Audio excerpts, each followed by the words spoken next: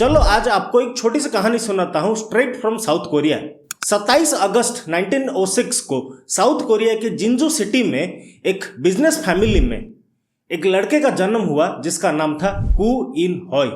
कू के फादर का एक छोटा मोटा बिजनेस था और उन्होंने कोरियन इंडिपेंडेंस मूवमेंट को भी सपोर्ट किया था।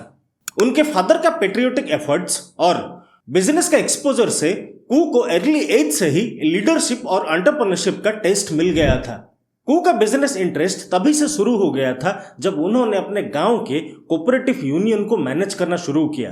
1926 से ये उनका पार्ट टाइम जॉब था जब वो उनके स्कूल खत्म होने के बाद ये मैनेज करना सीख रहे थे। और यहाँ से शुरू होती है एक छोटे से गांव से एक लड़के का सफर जो आगे चलकर साउथ कोरिया का एक हीरो बनता है और सेमीकंडक्टर दुनिया का वन ऑफ द किंग खुद को कहलाता है। 1931 में कू ने अपने छोटे भाई कू चुल ऊ के साथ मिलकर एक जनरल स्टोर खोला।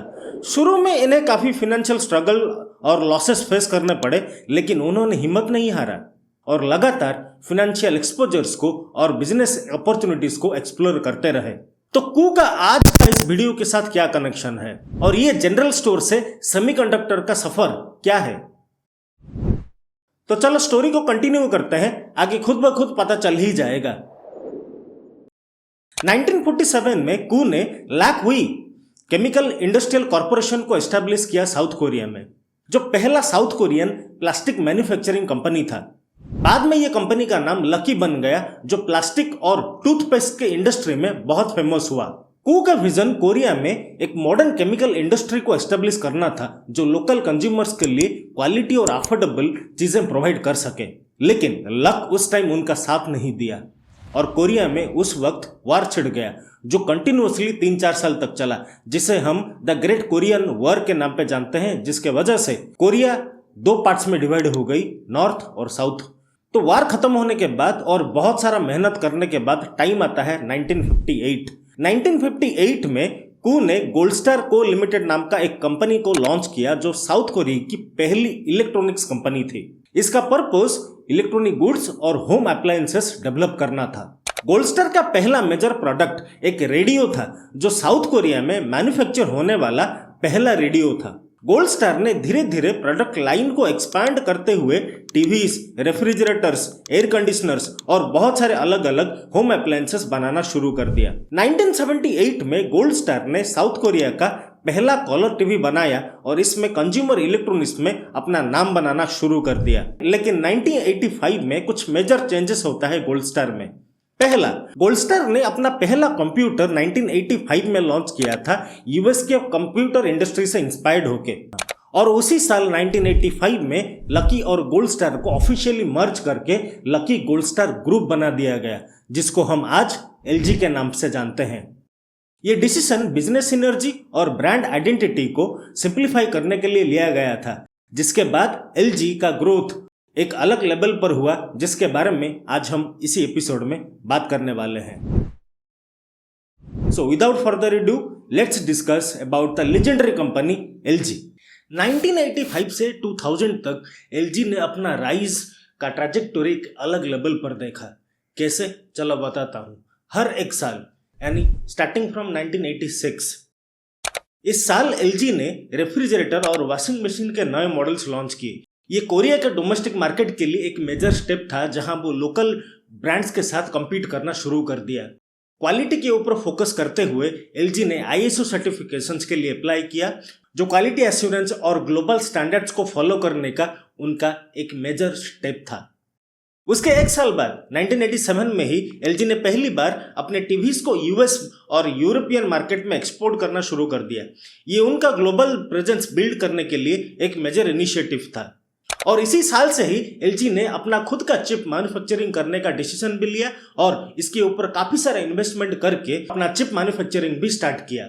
1989 में एलजी ने केमिकल सेक्टर में भी इन्वेस्ट किया और प्लास्टिक और पेट्रोकेमिकल प्रोडक्ट्स मैन्युफैक्चरिंग को भी एक्सपांड किया, जो उनके लकी ब्रांड से लिंक्ड था। इसी साल एलजी ने टेलीकम्युनिकेशन कंपनी भी बनाई, जो मोबाइल फोन और लैंडलाइन सिस्टम को भी डेवलप करने लगी। उसके ठीक एक साल बाद 1990 में एलजी ने वॉशिंग मशीन और माइक्रो ओवन्स लॉन्च किए। इससे एलजी ने कोरियन होम अप्लायंसेस मार्केट में अपनी स्ट्रॉन्ग प्रेजेंस बिल्ड करना शुरू कर दिया। 1995 तक LG lucky gold star group के नाम पे ही मार्केट में जाना जाता था, इसीलिए ऑफिशियली उसी साल में लकी गोल्ड स्टार को LG पर कन्वर्ट कर दिया गया और उसका टैगलाइन रखा गया लाइफ्स गुड। 2000 में LG ने अपने इलेक्ट्रॉनिक्स बिजनेस को ग्लोबली एक्सपैंड करने के लिए LG इलेक्ट्रॉनिक्स INC को ऑफिशियली रजिस्टर किया। 2000 के अर्ली फेज में LG ने मोबाइल मार्केट में एग्रेसिवली इन्वेस्ट किया। उनके फ्लैगशिप मॉडल्स जैसे LG chocolate, LG Prada, LG shine ने प्रीमियम और स्टाइलिश फोन सेगमेंट में काफी सक्सेस भी पाया था। 2009 में LG ने अपना पहला एंड्रॉयड स्मार्टफोन LG GW620 को लॉन्च किया, जो एंड्रॉयड इकोसिस्टम में उनका एंट्री पॉइंट भी था। अर्ली 2000s में LG ने OLED डिस्प्ले टेक्नोलॉजी और स्मार्ट होम डिवाइसेस पर काफी सारे पेटेंट्स भी फाइल किए थे। ये पेटेंट्स LG के इनोवेटिव प्रोडक्ट्स और इंडस्ट्री लीडरशिप को स्ट्रेंथन करने में काफी मददगार साबित हुआ आने वाले टाइम में। लेकिन 2010 के बाद LG को बहुत सारे स्ट्रगल्स फेस करनी पड़ी। आखिर LG तो एक बहुत बड़ा ब्रांड तब तो बन चुका था, लेकिन 2000 के बाद ऐसा क्या हुआ जिसके वजह से LG को बहुत सारे स्ट्रगल्स फेस करना पड़ा और बहुत सारे डिक्लाइन भी देखने पड़े। तो LG को अर्ली 2000s में सैमसंग और एप्पल से एक स्ट्रॉन्ग कंपटीशन फेस करना पड़ा। डिस्पाइट सक्सेसफुल मॉडल्स जैसे LG G2, G3 और B सीरीज, उन्हें कंसिस्टेंट मार्केट शेयर मेंटेन करना मुश्किल हो गया था। LG के इनोवेटिव फोन्स जैसे LG G5 और LG Wing ने अपनी यूनिक फीचर्स के बावजूद मार्केट में फ्लॉप हो गए। उन्होंने एग्जीक्यूशन और सॉफ्टवेयर में बहुत सारे इश्यूज फेस किए थे। 2016 से LG का smartphone division constantly losses face करता रहा। LG V10 और G5 जैसे मॉडल्स में हार्डवेयर और सॉफ्टवेयर इश्यूज आने लगे, जिसके वजह से कस्टमर डिससेटिस्फेक्शन भी बढ़ रहा था और मार्केट शेयर कंटिन्यूअसली डिक्लाइन हो रहा था LG का। इसीलिए LG ने एक बहुत बड़ा स्टेप लिया अपने स्मार्टफोन डिविजन्स को कंप्लीटली शट डाउन करने के लिए। अपने स्मार्टफोन डिविजन्स में कंसिस्टेंटली लॉसेस फेस करने के बाद LG ने अपना फोकस कंप्लीटली शिफ्ट किया अपने B2B सेगमेंट्स के ऊपर। LG ने बहुत सारे स्मार्ट प्रोडक्ट्स को भी लॉन्च किया और एक इकोसिस्टम बिल्ड करना शुरू किया। LG केमिकल्स, जो उनका एक बहुत बड़ा पार्ट था from the very beginning of LG, उसको कंप्लीटली रिस्ट्रक्चरिंग किया गया और उसको LG एनर्जी सॉल्यूशंस के नाम पर एस्टेब्लिश किया गया, जो EV बैटरी मैन्युफैक्चरिंग का एक सेगमेंट था। टेस्ला और जनरल मोटर्स के साथ पार्टनरशिप ने LG को EV बैटरी मार्केट में एक लीडर बनाया। LG ने EV बैटरीज और डिस्प्ले इनोवेशन सेगमेंट में बहुत सारे पेटेंट भी फाइल किए। इन पेटेंट्स में advanced cathode materials, flexible OLED displace और ट्रांसपेरेंट डिस्प्लेस भी शामिल थे। 2020 से LG ने खुद को कंप्लीटली रीबर्थ किया। LG ने रोलेबल OLED टीवीज और ट्रांसपेरेंट डिस्प्लेस जैसे नए इनोवेशंस को मार्केट में इंट्रोड्यूस किया, जो उनके कटिंग एज डिस्प्ले टेक्नोलॉजी को सिंबलाइज करता है। LG थिंक प्लेटफॉर्म लॉन्च करके LG ने अपने होम अप्लायंस को AI और IoT एनेबल्ड बना दिया।